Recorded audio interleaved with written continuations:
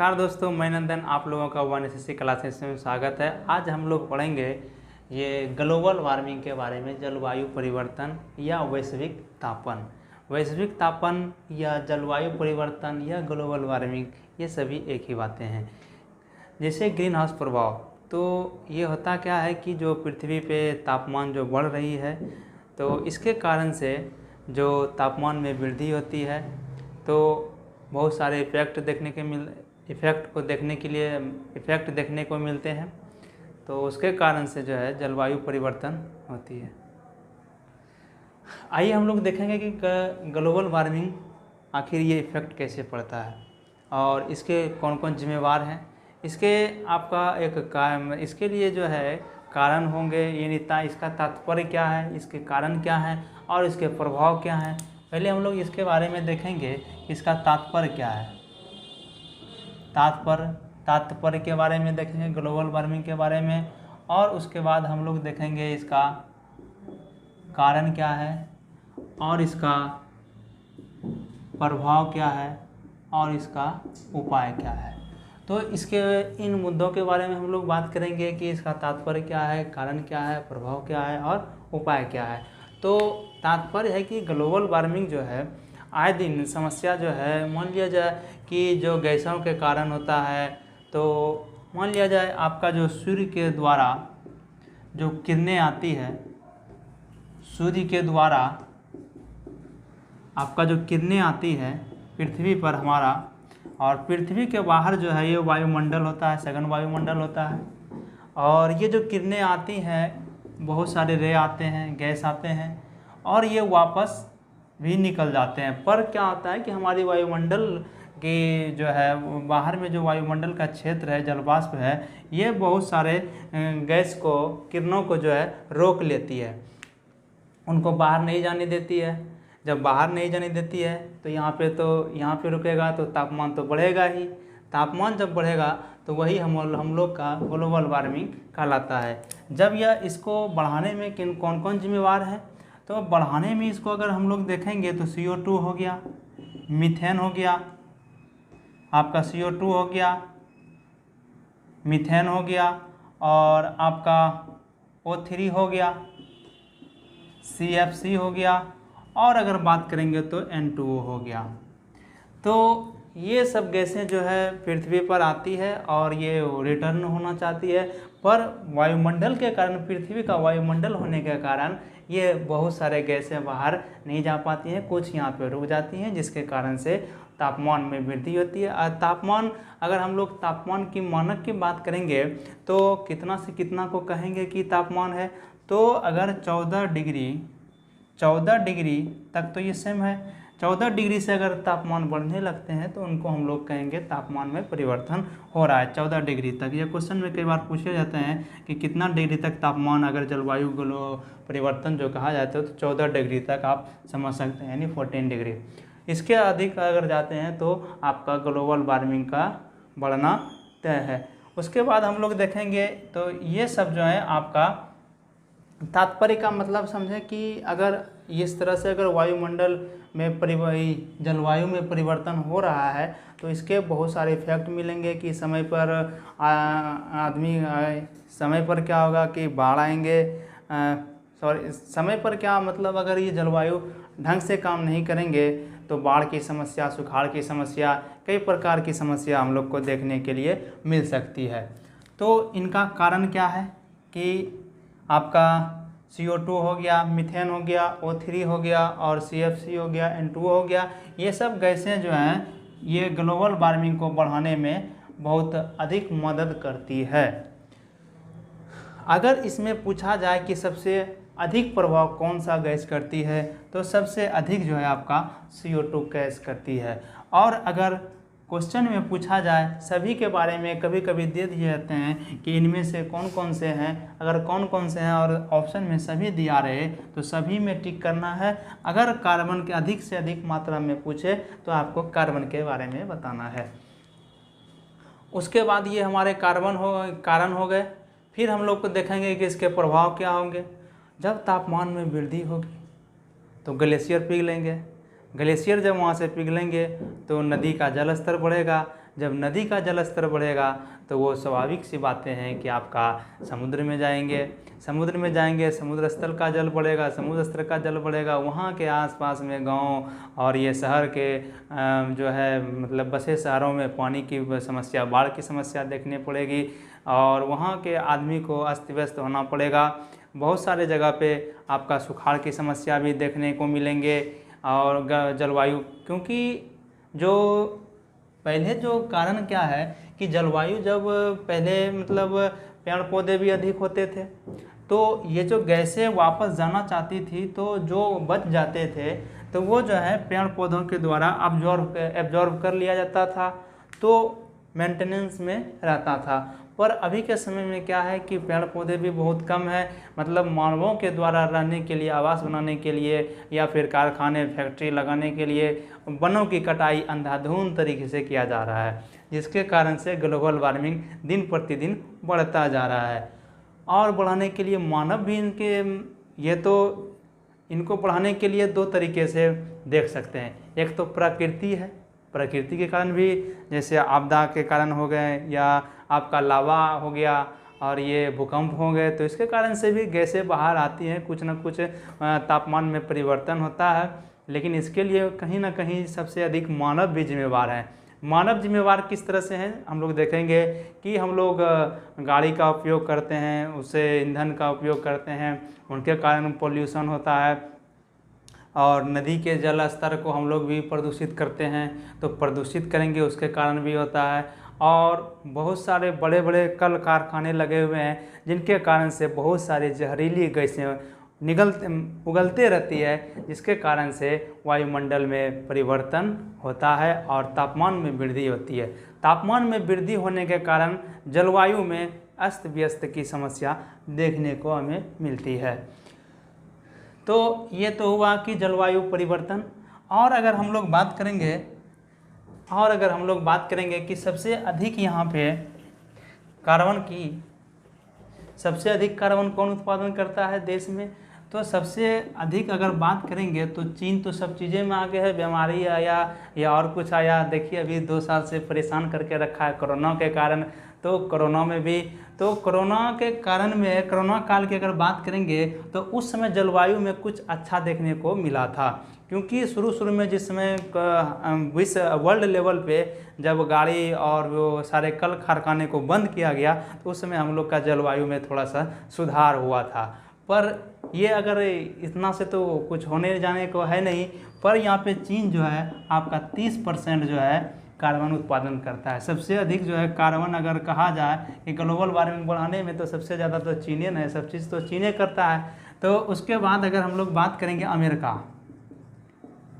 का अगर हम लोग बात करेंगे तो अमेरिका जो है 15% ये भी कार्बन उत्पादन करता है, अमेरिका भी 15% उत्पादन करता है। और उसके बाद हम लोग बात करेंगे फिर भारत का, तो ये कहाँ किसी से कम है, ये भी 7% है, ये भी 7% कार्बन उत्पादन करता है।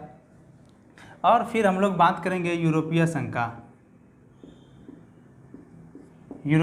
का बात करेंगे तो ये जो है 9% कार्बन उत्पादन करता है, ये भी 9%।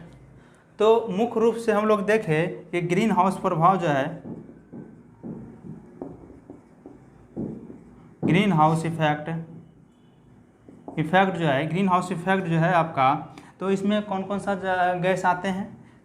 गैस आते हैं, ये आपका हमने बताया अभी CO2, CH4 मीथेन हो गया, और आपका O3 हो गया, O3 भी हो गया, CFC हो गया, और N2O नाइट्रोजन हो गया।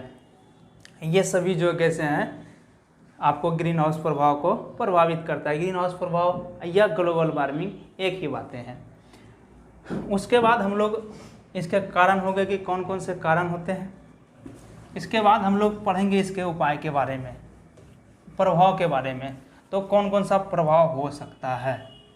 अभी हमने कारण देखा, प्रभाव हम लोग देखेंगे कि जब तापमान में वृद्धि होगी तो क्या होंगे कि बाढ़ का समस्या हम लोग को देखना पड़ेगा।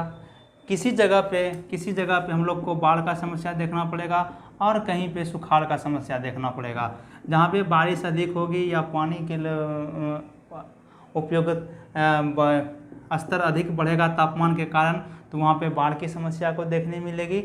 और जहाँ पे सुखाड़ होगी तो वहाँ पे कृषि योग्य, जैसे कृषि योग्य भूमि में सुखाड़ की अवस्था, तो इसके कारण कहीं ना कहीं हम लोग को मानव जाति को ही भुगतना पड़ेगा। सुखाड़ के समस्या में आदमी को खाना अन्न नहीं मिलेगा, रहने की आवास, और बाढ़ में रहने की आवास की समस्या, तो ये जो है आपका प्रभाव इसमें आएंगे ग्लोबल वार्मिंग के कारण। तो इसके उपाय भी होने चाहिए, तो इनके उपाय भी हैं कुछ जो कि देखेंगे हम लोग उपाय के बारे में। अगर इसका हम लोग उपाय के बारे में देखेंगे तो ग्लोबल वार्मिंग को सबसे पहले जो है 1824 में जो है जोसेफ 1824 में जोसेफ फोरियर के द्वारा 1824 में जोसेफ फोरियर के द्वारा जो है ग्लोबल वार्मिंग के बारे में समझाया गया था या कल्पना की गई थी। उसके बाद हम लोग जो है इसके बारे में बताया गया था, और तरह तरह के जो है संगठन मिलकर जलवायु परिवर्तन पर काम कर रहे हैं। जैसे अगर हम लोग बात करेंगे इसका उपाय जो है 1972 की हम लोग बात करेंगे। 1972 में जो है ये आपका स्टॉकहोम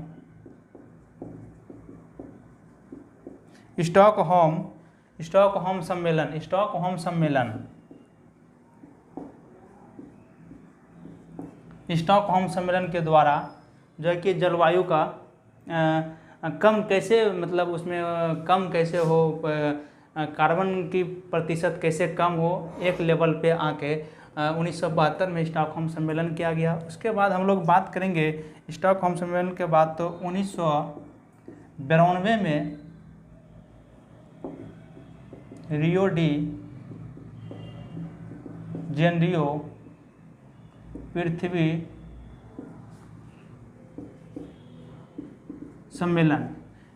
सम्मेलन जो हुआ था रियो डी जेनेरियो में, ये आपका 1992 में हुआ था। तो इसमें भी जो है आपका बात कही गई थी कि एक जगह आके सब देश मिलके किस तरह से कार्बन का उपयोग कम किया जाए, और ताकि हम लोग का ग्लोबल वार्मिंग बचा रहे। उसके बाद हम लोग बात करेंगे तो 1997 की बात करेंगे हम लोग, तो यहाँ पे क्योटो प्रोटोकॉल, कई बार क्वेश्चन में पूछ लिए जाते हैं क्योटो प्रोटोकॉल क्या है। क्योटो प्रोटोकॉल के बारे में कई बार क्वेश्चन पूछ लिए जाते हैं। तो क्योटो प्रोटोकॉल जो है ये आपका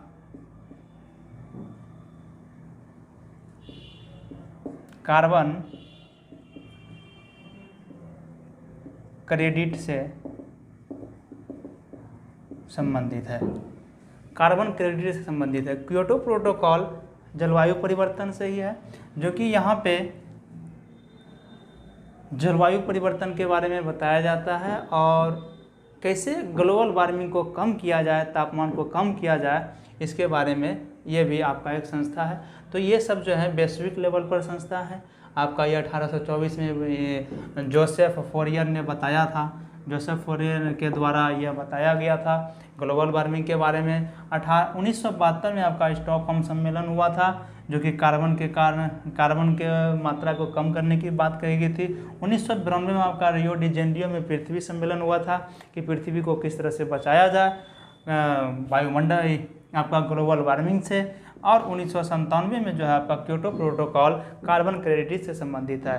कार्बन क्रेडिट संबंधित क्या हुआ कि जो आदमी कार्बन की बचत करेगा वो कार्बन बेच सकता है, वो आपका क्योटो प्रोटोकॉल के तहत हुआ था। उसके बाद हम लोग बात करेंगे आपका 2015 का बात करेंगे तो पेरिस समझौता हुआ था।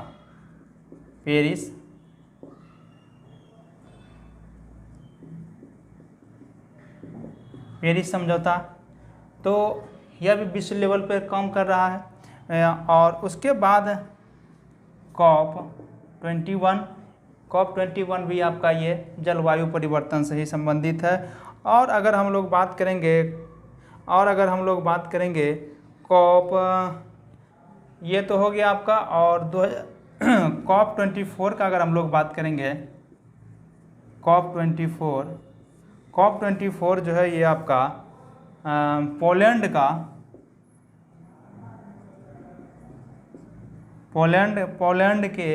पोलैंड के आपका COP24 जो है पोलैंड में हुआ था। COP24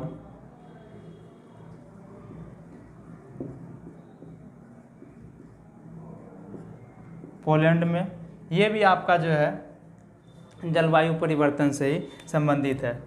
उसके बाद हम लोग बात करेंगे, ये सब तो हो गया आपका, ये वैश्विक लेवल पर यानी विश्व स्तर पर ये सभी काम कर रहे हैं। फिर हम लोग बात करेंगे earth hour day.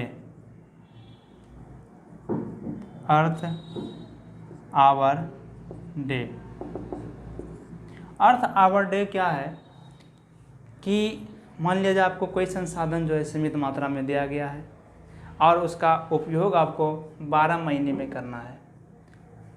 Earth hour day क्या हुआ कि आपको कोई संसाधन दिया गया है और उसका उपयोग आपको 12 महीने के लिए करना है, तो आप उसको क्या किए कि 7 महीना में ही ख़त्म कर दिए, 7 मंथ में ख़त्म कर दिए।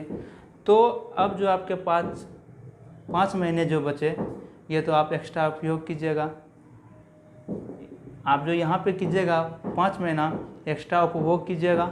तो यही बात जो है इसमें बताया गया है अर्थ आवर डे में कि इसका खामियाजा जो है आपको आगे भुगतना पड़ेगा। तो ये अर्थ आवर डे के बारे में बताया गया है कि जो संसाधन है सीमित है। जैसे एक बार क्या हुआ था आपका 2018 में जो है 2018 में ऐसा समस्या देखा गया था। पहले जो है अर्थ आवर डे दिसंबर माह में मनाया जाता था। पहले जो है आपका अर्थ आवर डे दिसंबर माह में मनाया जाता था, पर 2018 में आपका 1 अगस्त को मनाया गया था। 2018 में ये आपका 1 अगस्त को मनाया गया था ये अर्थ आवर डे 2018 में 1 अगस्त को मनाया गया था। और अर्थ आवर क्या होता है, वो था अर्थ आवर डे। और ये हो गया आपका अर्थ आवर क्या है। अर्थ आवर जो है ये आपका प्रतिवर्ष, अर्थ आवर क्या हुआ आपका प्रतिवर्ष जो है,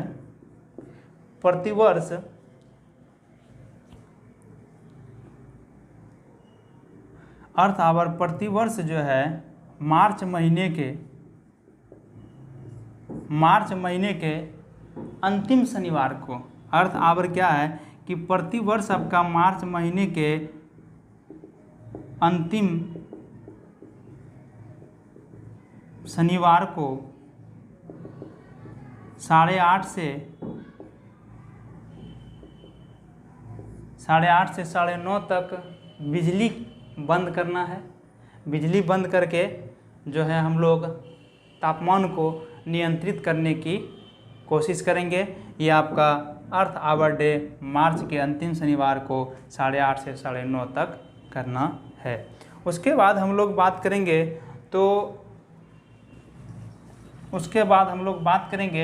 तो IPCC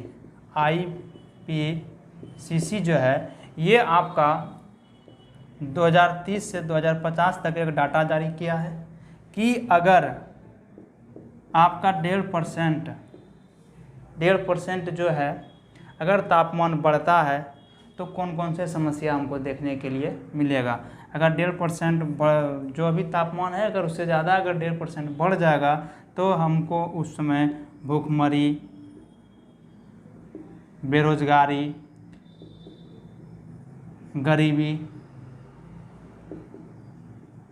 गरीबी और आवास ना होने की समस्या हमको देखने के लिए मिल सकती है। ये आपका IPCC के द्वारा 2030 से 2050 तक में यह बात कही गई है। तो आपको समझ में आया होगा आज आप समझे होंगे कि किस प्रकार से ग्लोबल वार्मिंग बढ़ता है और इसको रोकने का प्रयास हम लोग किस तरह से कर सकते हैं। तो अधिक से अधिक पेड़ लगाएं।